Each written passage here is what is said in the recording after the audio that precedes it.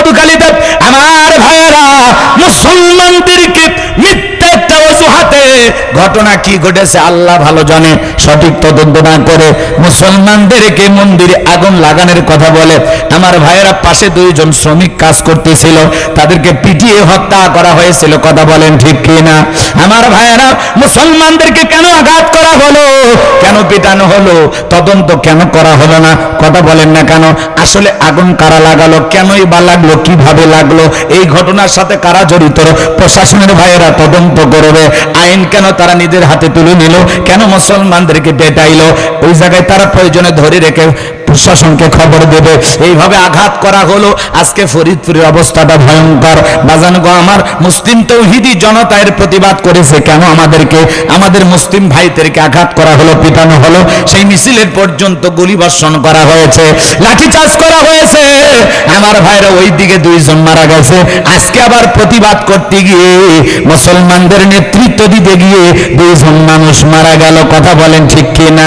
যারা গুলি মারতেছে তারা কারাগো, কেনই বা গুলি মারতেছে?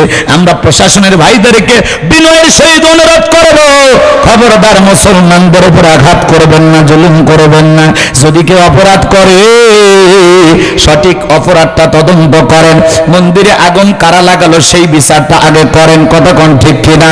মুসলমান হত্যা করেছে, তার প্রতিবাদ করতেই পারে, বিচার চাইতেই পারে। আপনারা আবার পাল্টাঘাত কেন করবেন? এইভাবে সমাজ যদি চলতে থাকে এক সময় দেখা যাবে এই সমাজে আরো অস্থিরতা বিরাজ করবে। কথা বলেন ঠিক কিনা? এজন্য আমরা চাই কেউ যেন আইন নিজের হাতে না তুলে নেয়। যে জায়গায় যে ঘটনা ঘটুক প্রশাসন দায়িত্ব নেবে, রাষ্ট্র দায়িত্ব নেবে, সঠিক তদন্ত করে আসল দোষী ব্যক্তিদেরকে শাস্তি দেবে। কিন্তু নিরপরাধ একজন ব্যক্তিকে যদি আঘাত করা হয়, শাস্তি দেওয়া হয়, দুনিয়ার আদালতে বিচার না হলেও, আমরা বিচার না করতে পারলেও, আসমানের মালিকের বিচার যেদিন হবে সেই দিন রক্ষা পাওয়ার কোনো সুযোগ থাকবে না। আল্লাহ আযাব গজবে এমনি দেয় না। আজকে গরমের কারণে আমরা অস্থির হয়ে যাচ্ছি। কেন কেন কেন? কারণ সমাজে জুলুম বেড়ে গেছে, অত্যাচার বেড়ে গেছে, সুদ ঘুষ বেড়ে গেছে, জিনা ব্যভিচার বেড়ে গেছে। কথা বলেন ঠিক কিনা? অশ্লীলতা বেড়ে গেছে। আমরা দুই হাতে পাপ কামাইতেছি আর বলতেছি আল্লাহ এত গরম কেন দাও, এত গরম কেন দাও। আল্লাহ বলে বান্দা টের পাস না, নাইট ক্লাবে জানাজানাসি করো। কথা কয় না গান? তুমি লাফালাফি করো, নিরপরাধ মুসলমানকে পিটাইয়া হত্যা করে, আর তুমি আরাম আশা করো, একটু অপেক্ষা করো, যেই জায়গায় বসে আরাম আশা করতেছো ওই জায়গায় আমি আল্লাহ গজব পাঠাবো। কথা বলেন ঠিক কিনা? এই জন্য একজন নিরপরাধ মুসলমান যদি মারা যায়, এর জবাব একদিন আল্লাহর আদালতে দেওয়া লাগবে। আজকে সত্যের প্রতিবাদ করতে গেলেই পাল্টা আক্রমণের শিকার হওয়া লাগে, পাল্টা হামলার শিকার হওয়া লাগে। সমাজে প্রতিবাদ করা যায় না, অন্যায়ের বিরুদ্ধে স্লোগান দিলেই তার কণ্ঠটাকে বন্ধ করা নানামুখী ষড়যন্ত্র হয়। কথা বলেন ঠিক কিনা? এজন্য উচিত কথা যদি কই, পিঠের ওপর দিয়া যাবি মই। এই আনন্দে কিছু লোক কিনে খাবে বগুড়ার স্পেশাল দই। যত দোষ মন্দ ঘোষ, সত্যতা বললে দোষ, করলে অন্যায়ের প্রতিবাদ, নামটা হবে তোমার মৌলবাদ, নামটা হবে তোমার জঙ্গিবাদ। কথা বলেন ঠিক কিনা? মুসলমান মারে, মিডিয়া চুপ থাকে, আর একটা মুসলিমের উপর আঘাত আসলে ফলাও করে প্রচার করা হয়। হ্যাঁ, আর মুসলমান রক্ত দিয়া বিদায় নাই, মুসলমান গুলি খেয়ে বিদায় নাই, কেউ বলে না, চুপ থাকে, চুপ থাকে। আজকে যদি এই ঘটনা অমুসলিমদের সাথে হইতো, সুশীল সমাজের ভদ্রলোকেরা টকশো গরম করে ফেলে দিত। আজকে মুসলমানকে মারা হয়, মুসলমানকে কষ্ট দেওয়া হয়, সে ব্যাপারে কেউ কথা বলে না। কিন্তু আমরা চুপ থাকবো না, আমরা কথা বলবো। কথা বলেন ঠিক কিনা? কষ্ট হয়, আপনাদের কষ্ট হয়? লিল্লাহে তাকবীর। আমার ভাইয়েরা, আমরা একটা শান্তির বাংলাদেশ কামনা করি।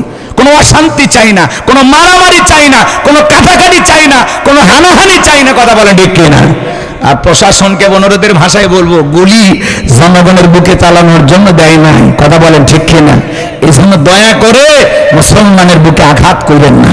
মুসলমান সহ্য করলেও আরশের মালিক আল্লাহ সহ্য করবে না। কথা বলেন ঠিক কিনা? এই জন্য পোশাকের গরমে হোক আর পিস্তলের গরম হোক, আজ পরিস্থিতি একেবারে ঘোলাটা করবেন না, তখন আবার অবস্থা খারাপ হবে। এই জন্য আপনারা একটু বিষয়টা খুঁটিয়ে দেখবেন, মানুষকে কেন মারেন, কেন পিটান, কেন আঘাত করেন। একটু চিন্তা ভাবনা করবেন, কত মার্ডারের আসামি, কত খুনি, কত ইয়া ব্যবসায়ী, কত সমাজে অপরাধী তারা ঘুরতেছে, তাদেরকে তো আঘাত করেন না। একটা মুসলমান প্রতিবাদ করতে পারে, তার কি প্রতিবাদ করারও ভাষা থাকবে না? কথা বলেন না, একটু কি তারা প্রতিবাদ করার অধিকারটুকু পাবে না? এটাও কেন নষ্ট করতেছেন? আল্লাহ যেন সঠিক বুঝ দান করেন, একটু জোরে বলেন আমিন। আজ তাম পৃথিবীতে মুসলমান মারার জন্য এক শ্রেণীর মানুষ ঐক্যবদ্ধ হয়েছে, কথা বলেন ঠিক কিনা? কিন্তু মনে রাখবেন বাজান, এই জমিনের মালিক কে? আপনার আমার মালিক কে?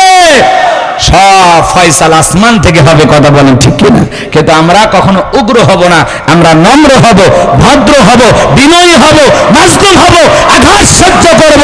আসমানের মালিক আল্লাহ ওদের বিচার করবে, কথা বলেন ঠিক কিনা?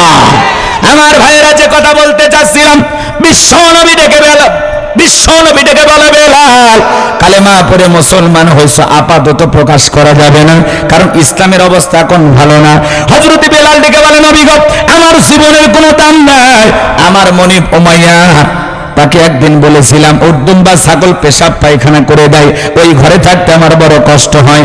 উমাইয়া ডেকে বলে, বেলাল রে, উর্দুম বা ছাগলের দাম আমার কাছে আছে, কিন্তু তোর মতো কালো হাফসি বেলালের দাম আমার কাছে নাই। নবী গো, আমার জীবনের কোনো দাম নাই, আপনি শুধু আমাকে দোয়া করে দেন, মৃত্যু পর্যন্ত যেন কালেমার পথে টিকে থাকতে পারি। হযরত বেলাল কালেমা পড়ে চলে গেলেন। সকালবেলা হয়ে গেল, সূর্য উদয় হয়ে গেছে, হযরত বেলাল দরজা খোলে না। অন্যান্য চাকর বাকরে যারা আছে এরা নালিশ নিয়ে চলে গেল উমাইয়ার কাছে, যা বলে, নেতা, এখন পর্যন্ত বেলাল দরজা খোলে নাই, উর্দুম বা ছাগলের পেশাব পায়খানা পরিষ্কার করে নাই, তাই নাকি? বলে হ্যাঁ। এইবার উমাইয়া দরজায় ডাক দেয়, বেলাল দরজা খোলো। হযরত বেলাল দরজা খোলে না, জোরে করে ধাক্কা মারছে, দরজা খুলে গেছে। এইবার তাকায় দেখে, যেই রাত্রিতে হযরত বেলাল কালেমা পড়ে মুসলমান হয়েছে, ওই রাত্রিতে একটা উর্দুম বা ছাগলের কাছে কোনো পেশাব পায়খানা নাই। বলেন আল্লাহু আকবার। এইবার উমাইয়া ডেকে বলে, চাকরের দল, বেলালের বিরুদ্ধে মিথ্যা অভিযোগ দাও। তোমরা যখন ঘুমাচ্ছিলে বেলাল তখন ময়লা আবর্জনা পরিষ্কার করেছে, তাকায় দেখো না একটা উর্দুম বা ছাগলের কাছে কোনো পেশাব পায়খানা নাই, যাও নিজেদের কাজ করো। এই কথা বলে এক পা দু পা করো হযরত বেলালের কাছে গেলেন। হযরত বেলাল দেয়ালে পিঠটা লাগায় জিকির করে কার? এইবার হযরত বেলালকে উমাইয়া হালকা করে ধাক্কা মারছে, যখন জবান দিয়ে কালেমার আওয়াজ বের হয়েছে, তখন উমাইয়া ডেকে বলে, বেলাল, তোমার জবান দিয়ে কি শুনলাম? তুমি কি কালেমা পড়ে মুসলমান হয়েছো? হযরত বেলাল ডেকে বলে, মুসলমান হয় যারা মিথ্যা কথা বলতে পারবে না তারা, ওয়াকুলু কাওলান সাদীদা, সঠিক কথা বলে, সত্য কথা বলো। ইমানদাররা হবে সত্যবাদী, তারা সঠিক কথা বলবে, সত্য কথা বলবে। ইমানদাররা কখনো মিথ্যাবাদী হতে পারে না। আমাদের সমাজে মিথ্যাবাদী আছে না নাই? সকালবেলা মিথ্যা কথা বলে নাস্তা করে, দুপুরে লাঞ্চ করে, রাতে ডিনার করে, ভরা পেটেও মিথ্যা, খালি পেটেও মিথ্যা, এত মিথ্যা কথা বলে, মিথ্যা বলতে বলতে এক পা কবরে চলে গেছে। শয়তান পর্যন্ত আর মিথ্যা কথা শুনে বলে, আমি এত খারাপ না। কথা বলেন ঠিক কিনা? মিথ্যাবাদী আছে না নাই? তাহলে মুসলমান মিথ্যা কথা বলবে না সত্য কথা? জোরে বলেন। সত্যবাদী হওয়া লাগবে, কথা বলেন ঠিক কিনা? জীবন চলে যাবে তাও মিথ্যা বলা যাবে না, কথা কোন ঠিক কিনা? মুসলমানেরা হবে সত্যবাদী। আজকে ঠুনকো অজুহাতে নানান সময় আমরা হাজারো মিথ্যা কথা বলি, একবার হিসাব নিকাশ করি না যে আমার জবানের প্রত্যেকটা কথার জবাব একদিন আল্লাহর কাছে দেওয়া লাগবে, কথা বলেন ঠিক কিনা? মায়াল ফিজু মিন কাউলিন ইল্লা লাদাইহি রাকিবুন আতীদ। বান্দা এমন কোনো কথা বলে না, এমন কোনো কাজ করে না যা রেকর্ড করার জন্য আমার ফেরেশতারা নাই। জবান দিয়ে যত কথা বলতেছো প্রত্যেকটা কথা রেকর্ড করা হচ্ছে, আল্লাহর ক্যামেরায় ধরা পড়তেছে। কিয়ামতের ময়দানে প্রত্যেকটা কথার জবাব আল্লাহর কাছে দিতে হবে, কথা বলেন ঠিক কিনা? যা খুশি তাই বলবা, মানুষ তা বুঝবে না। মানুষ সত্য মিথ্যা যাচাই করা শিখেছে, কথা বলেন ঠিক কিনা? সামনের দিকে যাই বাজান গো আমার, উমাইয়া ডেকে বলে, বেলাল, উর্দুম বা ছাগলের মালিক বানায় দেব, থাকার জন্য ভালো ঘরের ব্যবস্থা করে দেব। হযরতে বেলাল দেখে বলে, উমাইয়া, দুনিয়ার পার্থিব সম্পদের বিনিময়ে বেলাল তার ঈমান বিক্রি করবে না। এইবার উমাইয়া দেখে বলে, বেলাল রে, আমার কথা না শুনলে বড় নেতা আবু জেহেলকে খবর দেব। হযরতে বেলাল দেখে বলে, কোন বড় নেতা ছোট নেতা, এখন কাউকে গোনার টাইম নাই। আমি দুনিয়ার কোন আবু জেহেলকে ভয় করি না, আমি ভয় করি আমার আল্লাহকে। এইবার উমাইয়া এক দৌড়ে চলে গেল আবু জেহেলের বাড়িতে, যায় বলে নেতা সংবাদ খুব খারাপ, আমার বাড়ির কৃতদাস বেলাল কালেমা পড়ে মুসলমান হয়েছে। তাই নাকি? বলে হ্যাঁ। ঠিক আছে যাও, আসতেছি। আবু জেহেলের একটা ক্যাডার মাস্তান ছিল, সঙ্গবাঙ্গ ছিল, বিশেষ একটা বাহিনী ছিল। কালেমা পড়ে মুসলমান হয় যারা, তাদের উপর নির্যাতন জুলুম চালাইতো তারা। কথা বলেন ঠিক? আজও পৃথিবীতে জালেমদের বিশেষ একটা বাহিনী আছে, যারা ইমানদার মুসলমান আল্লাহওয়ালাদের উপরে নির্যাতন জুলুম চালায়। কথা বলেন ঠিক কিনা? আমার ভাইয়েরা, আবু জেহেলের একটা বিশেষ বাহিনী ছিল, ওই ক্যাডার মাস্তান সঙ্গে নিয়া, সাঙ্গ পাঙ্গ এদেরকে সঙ্গে নিয়া ওমায়ের বাড়িতে হাজির হয়ে গেল। বেলালকে ডেকে বলে, বেলাল এই দিকে আয়, আমি তোরে পার্সোনাল ভাবে মহাব্বত করি, তোর উপর বিশেষ নজর ভালোবাসা আছে। বেলাল রে, যদি চাও বা ছাগলের মালিক বানিয়ে দেব, থাকার জন্য ভালো ঘরের ব্যবস্থা করে দেব, ব্যবসা বাণিজ্য যদি করতে চাও দিরহাম টাকা পয়সা যা লাগে ব্যবস্থা করে দেব। বেলাল তুমি কি চাও? চাইতে দেরি তোমার সামনে হাজির করতে দেরি করবো না।